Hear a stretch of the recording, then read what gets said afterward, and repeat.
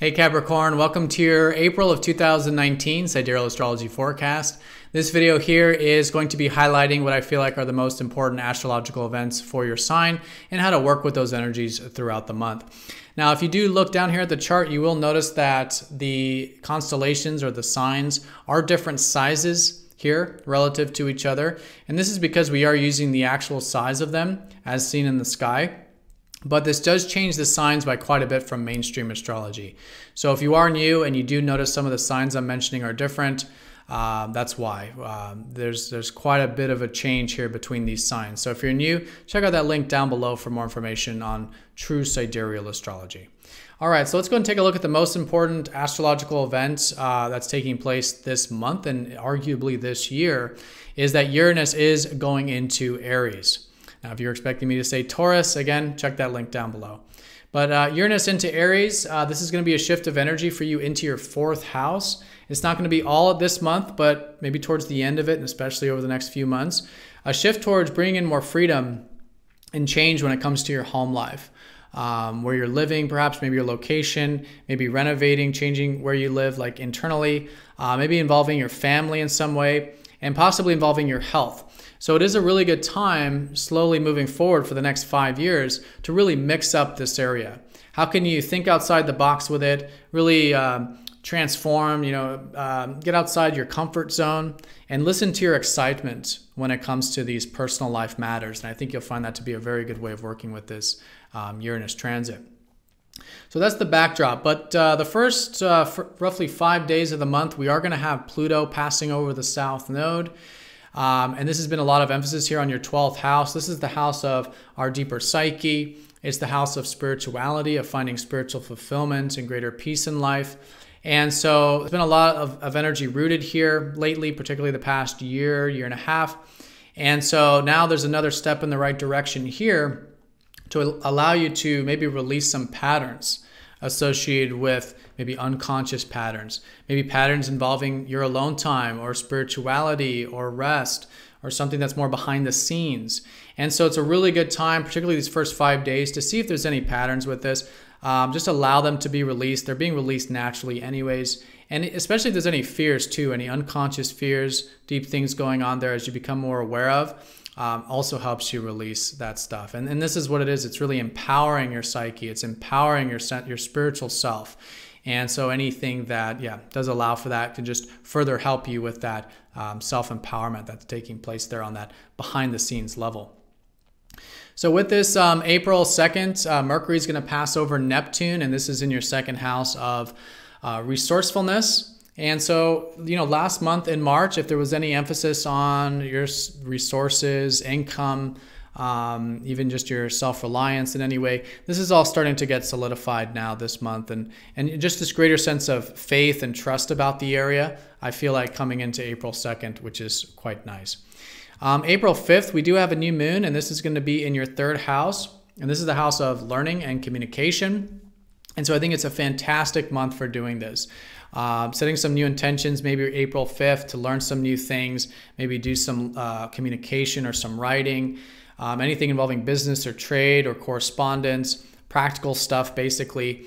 Really good to slowly start to build some momentum with this April 5th onward. April 10th, Venus then passes over that Neptune in the second. So again, finding the value of your resourcefulness and self-reliance and maybe the material life and material security. Again, solidifying and greater peace and acceptance with that stuff. April 10th, there is quite a bit going on. Astrologically, Jupiter is also going to go retrograde. And this is in your 11th house. So if you felt in any way a little inspired about your future aspirations this year, or maybe about group-related things like your friends or community, things greater than yourself. Great, that's still going on. It's just over the next roughly 4 months, it'll be good to kind of reevaluate and rethink some of these matters to a degree. Reevaluate some of the opportunities, right, that you've had to really connect to your network circles and community and things on that level. Also, April 10th, the sun is going to be squaring up to Saturn. Nothing major, but if you feel any restriction or limitations, just good to be patient around April 10th with that, especially if it involves, again, anything behind the scenes or anything involving what you're focused on with communication or learning.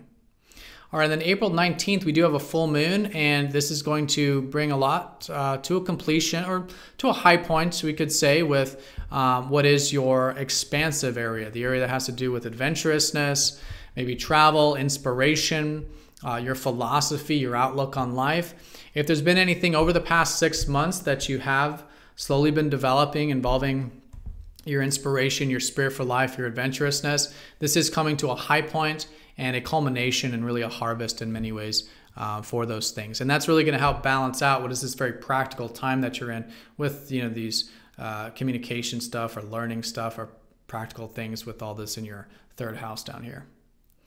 All right, then April 20th, Saturn goes over the South Node. Again, things being released with the behind the scenes area. So anything you can do to challenge yourself here, do the work with, which I think you already have been, but just continue to do the work with and see if there are any limitations or structures that you built around your psyche, or around your perspective, or around peace or alone time or spiritual time, or, you know, creative energy, and just allow for non-attachment there, because the non-attachment is just going to facilitate what is, again, this releasing process that's happening with this behind the scenes area. All right, then April 22nd, you'll probably start to feel that Uranus energy. So with this, maybe feeling a bit of excitement, maybe something new and different involving the home in some way, or involving your personal life, or maybe involving your health in some way. So great to, again, listen to that excitement, maybe start some new things. Again, get outside of your comfort zone with it in some way that you feel guided to, and you'll just find that to be a good step with that Uranus there, helping mix up these roots in your life right now for the next 5 years moving forward. All right, April 24th, we have Pluto going retrograde, followed by Saturn retrograde on April 30th. This is again in that 12th house of behind the scenes matters. So what this is suggesting is that at the end of the month, and for about the next 5 to 6 months, you do get a bit of a pause with more of the serious, heavier energy that may have been involved behind the scenes. And gives you a bit of a time to reflect and reevaluate and rethink some of these matters. So good to do that. And again, that's just going to help bring in what is this, again, empowerment that's happening with you, with your spiritual self, with your psyche behind the scenes, with this information and insight that you're gaining during the retrograde, just helps you become more and more empowered when it comes to greater peace, greater acceptance, greater willingness to go with the flow, these types of aspects of the 12th house. Now, speaking of that, around April 27th, it's nothing major, but I wanted to mention it. Mars is squaring up to Neptune. So if there is anything you're uncertain about around April 27th, good to just have faith and trust as best as you can. It's nothing major, but living presently, being grateful for what you have, especially in the material realm, and then also with your self-expression.